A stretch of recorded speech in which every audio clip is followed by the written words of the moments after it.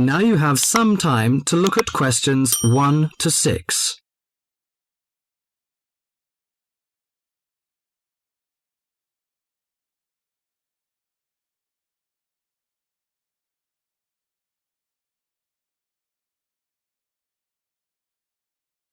Now listen to the talk and answer the questions 1 to 6.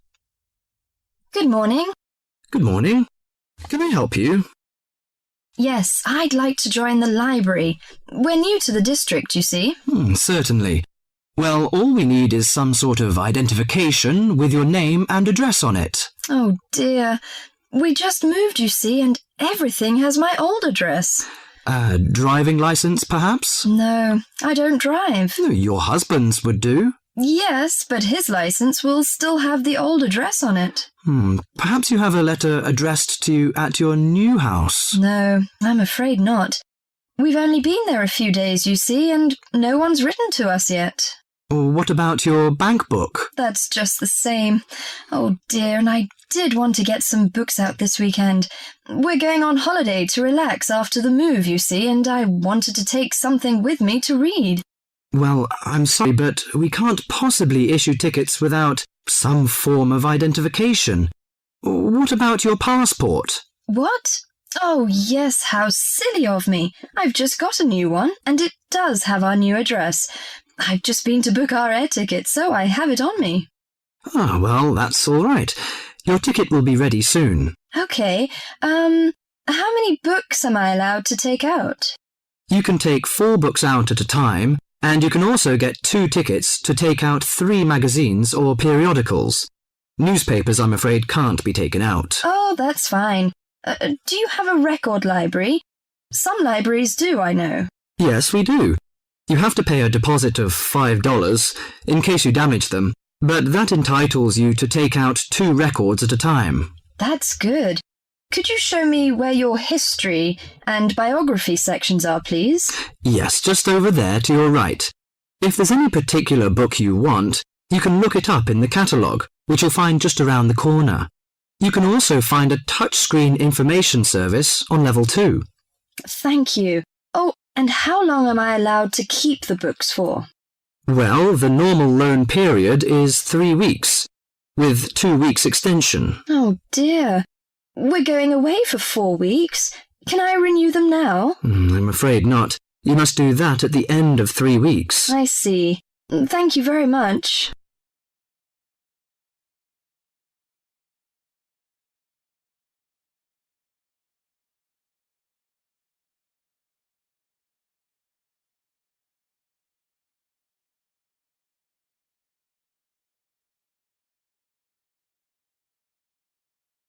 Before the talk continues, you have some time to look at questions 7 to 10.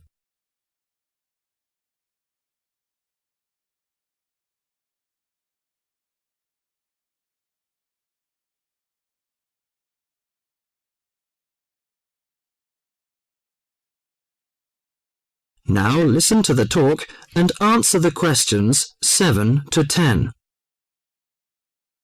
Well, let's go into some details. Your name, please, madam? My name is Barbara. The surname is Cooper. It's spelt as Cooper. Fine. And what's your contact number? If we have new books coming, we can contact you in time.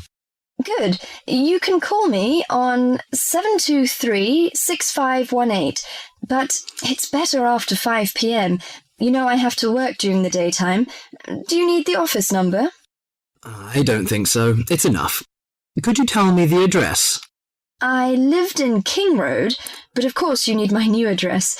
It's 25 St. Mary Road, Hanwell. That's Hanwell. Is that right? Yes. Do you need the passport number? I just brought it with me. Here you are. Yes, thank you. The number of your passport is G57980942. OK, and your ticket is ready. The number is M930123. Thank you. Could I take a look around and check out some books? Of course, as you like. That is the end of part 1. You now have half a minute to check your answers.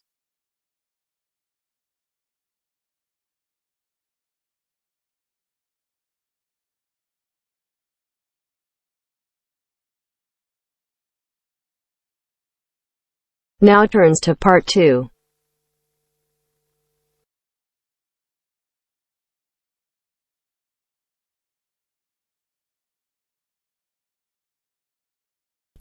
You will hear a phone conversation giving information about a health and fitness centre. Before you hear the talk, you have some time to look at questions 11 to 16.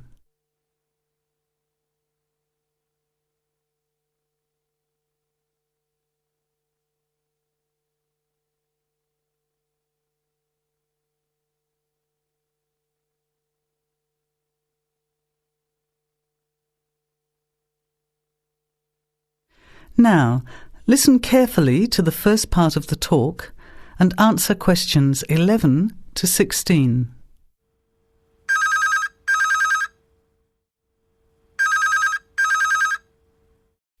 Hello? Hello, is that Ms. Heidi Jones? Yes? Good morning, Ms. Jones. I'd like to take a few minutes of your time to tell you about the Seven Oaks Health and Fitness Centre, which is in your suburb. Would that be convenient? Okay. Well, the centre's not far from you. It's on the corner of Marion Street and Giles Street and has a large car park. It's open every day of the week, opening on weekdays at 6 a.m. and at 9 a.m. at the weekend. It closes at 9:30 p.m. Monday to Friday and on Saturday at 4 p.m. and Sunday at 2 p.m. We also have childcare Monday to Saturday from 9 in the morning until midday for a small extra charge, so you can leave your children in safe hands while you attend one of our classes, or perhaps have a swim, or if you just want to relax in the spa and sauna or steam room. Talking of classes, we have a very wide range which are designed to suit all different levels of fitness and individual needs. I mentioned the pool just now. Well, in addition to swimming laps or just relaxing, we also offer aqua aerobic classes, which are 45-minute classes that use the therapeutic effects of water. This provides a very safe and effective exercise and is suitable for all fitness levels, as well as being a lot of fun. Many people who haven't been exercising for a while start in the aqua classes, as do people who need to take care after hospital surgery, for example. These classes are very popular and are scheduled every weekday, Monday to Friday, and on Saturday afternoon and Sunday morning. Another very popular activity in the pool area is learning to swim, and these swimming classes are held at 4 p.m. every weekday and in the mornings at the weekend. By the way, they're open to both adults and children of any age. Before the talk continues, you have some time to look at questions 17 to 20.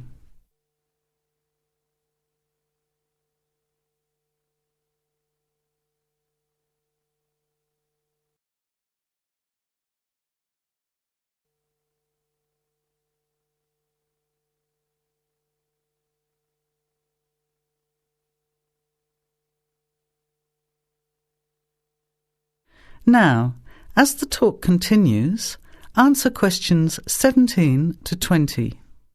Now, it would take too much of your time to tell you in detail about all our programs, as we have a very wide range of activities at different times. However, I'll just outline some of them. Our super circuit classes are extremely popular, and you get a good aerobic workout while toning your muscles. They're easy to learn, as you combine using hydraulic equipment with exercises guaranteed to give you a good cardio workout. The teachers are very good and there's a fun atmosphere. And the classes are very effective in assisting weight loss, relieving stress, lowering blood pressure and generally increasing fitness. Oh, and I haven't mentioned our range of aerobic and step classes of different types which suit all levels.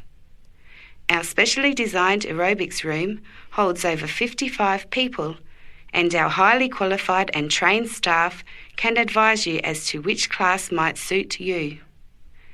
We are inviting you to a free 1-week trial period when you can come and try any of the classes or activities before you make the decision to join.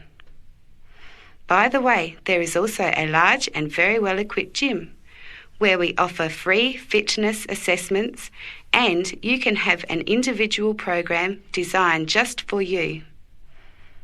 Also, the cardiovascular room has the latest range of machines which help you burn fat, increase your fitness, or just warm up. They're very popular as you can forget all about the calorie burning by watching your favourite music videos on TV while you exercise. Right now we have a very special new member joining fee offer, which allows 2 memberships for the price of 1, a real bargain. So if you can, bring along a friend who'd like to get fit as well in time for summer. Come along and try us out. You can meet the staff. Try out some of the classes for a week, absolutely free. And then, if you like us, sign up for only $110 each for 6 months. Thanks for taking the time to learn about the centre, and I hope we'll see you there soon, Heidi. I'll put one of our brochures in the mail for you right now. Bye for now. That is the end of part 2. You have half a minute to check your answers.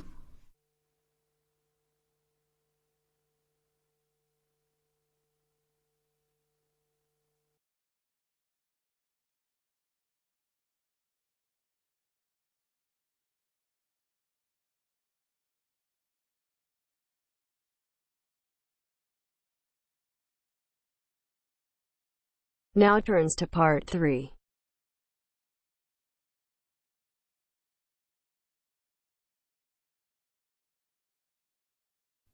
You will hear 2 medical students, Caitlin and Hideki, discussing options for courses. You now have 15 seconds to read questions 21 to 23.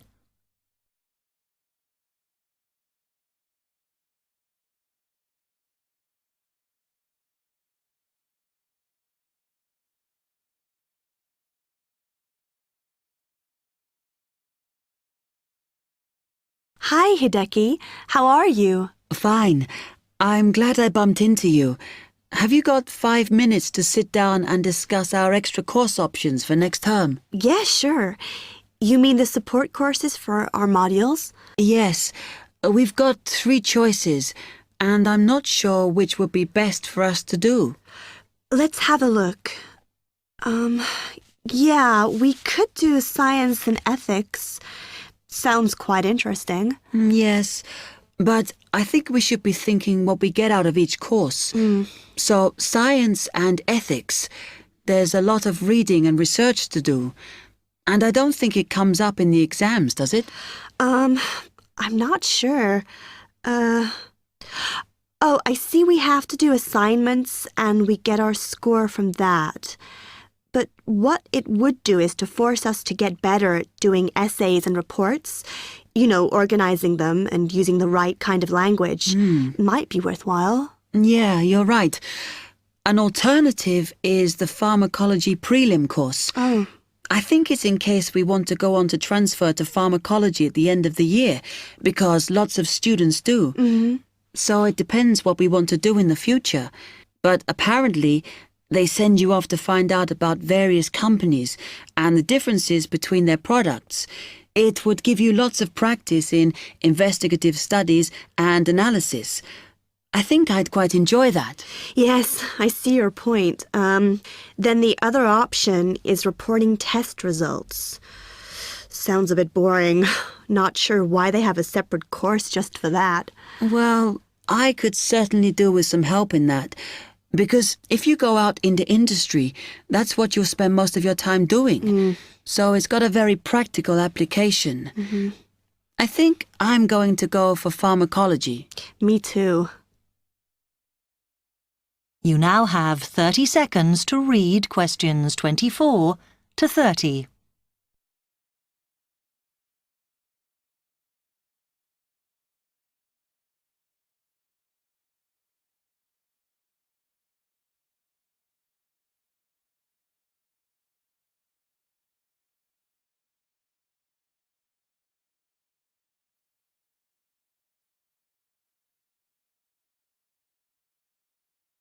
So let's have a look at it in more detail. Oh, goodness. If we do pharmacology, then we have to do a supplementary maths course. Oh no, that's not fair. Mind you, I think I need it.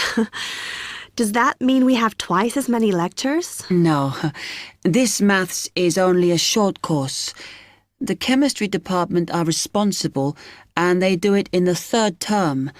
So we've got all next term to settle into the pharmacology bit. I find the tutor makes a real difference.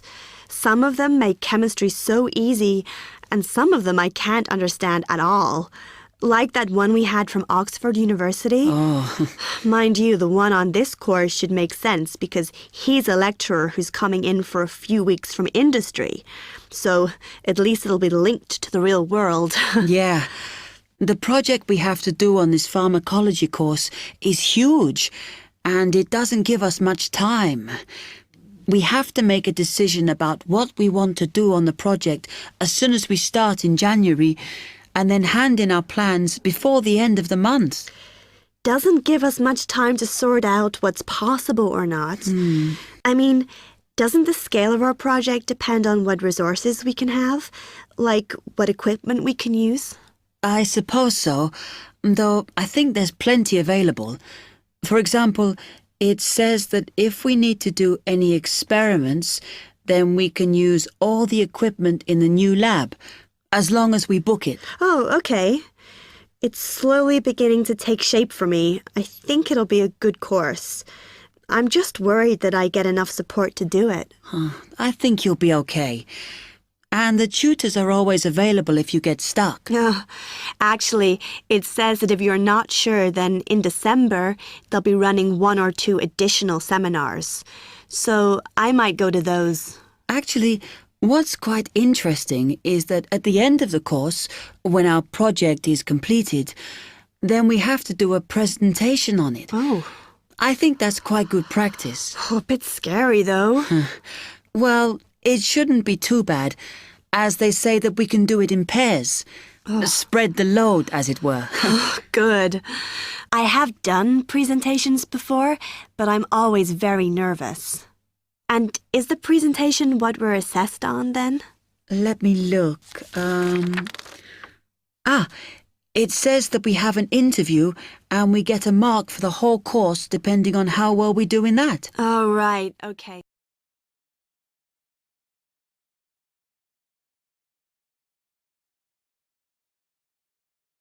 That is the end of part 3. You now have half a minute to check your answers.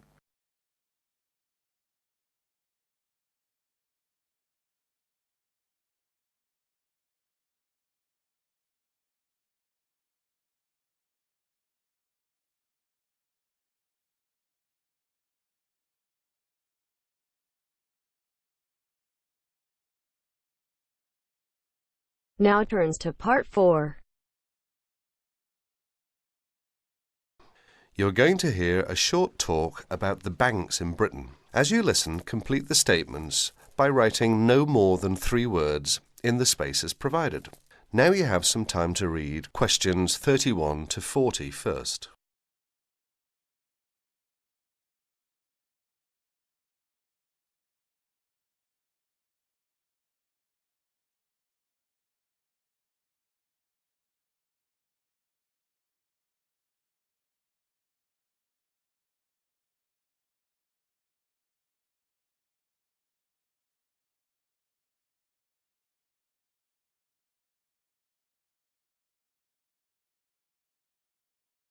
Good afternoon, everyone. Thanks for turning up today to this short talk I'm going to give on student banking. Many of you are unfamiliar with the way banks work in this country, and today's talk should give you a few starting points. Well, as you probably know, you'll need to open a bank account while you're here. The safest place to keep your money is in a bank. Choose one that is near where you study. All the major banks in Britain offer special facilities for students, and we'll be only too happy to explain how to open an account. The most useful type of account is a current account. You can pay in money received in any form and then draw it out when you need it by using your checkbook. Writing out cheques in their name can make payments to other people. If you want to draw out cash for yourself, make the cheque payable in your own name or to cash. A cheque crossed with two parallel lines is even safer, as it must be paid into a bank account. Payment by crossed cheque has the added advantage that when the person to whom you have given the cheque presents it at a bank, it will eventually come back to your bank and provide proof of payment. Most people now ask their bank to supply only ready crossed cheques. Most banks don't make charges if you keep more than a certain amount of money in your account. However, you shouldn't overdraw on your account, withdraw more money than you have in, without the bank's permission. If you borrow money from the bank, there will be an interest charge. You will also have to pay a small charge to convert foreign currency paid into your bank into sterling. If you have more money than you need for month-to-month expenses, it is a good idea to open a deposit account for some of it, where it can earn interest. This interest is taxable, but if your bank knows that you are not normally resident in Britain, then you do not pay tax on it. You can't pay by cheque on a deposit account, and to withdraw money, you should give the bank 7 days' notice, or you'll lose 7 days' interest. When you have established yourself as a satisfactory customer with the bank, they can issue you with a cheque card. This is really an identity card, which guarantees that correctly written cheques up to the value of £50 will be honoured by the bank. A cheque card can be very useful, as many shops and enterprises, particularly in London and the cities, will not accept a cheque unless a cheque guarantee card backs it. You can also use it with your chequebook to draw up to £50 cash from almost any bank in Britain. If you also ask for a Euro cheque card, this can be used in the same way to draw cash from most banks in Europe. Many banks provide dispensing machines, generally set in the wall of a bank outside, where you can draw cash when the bank is crowded or closed. Provided you are a satisfactory customer, the bank can issue you with a cash card, which allows you to draw up to £100 a day. That is the end of part 4. You will have half a minute to check your answers.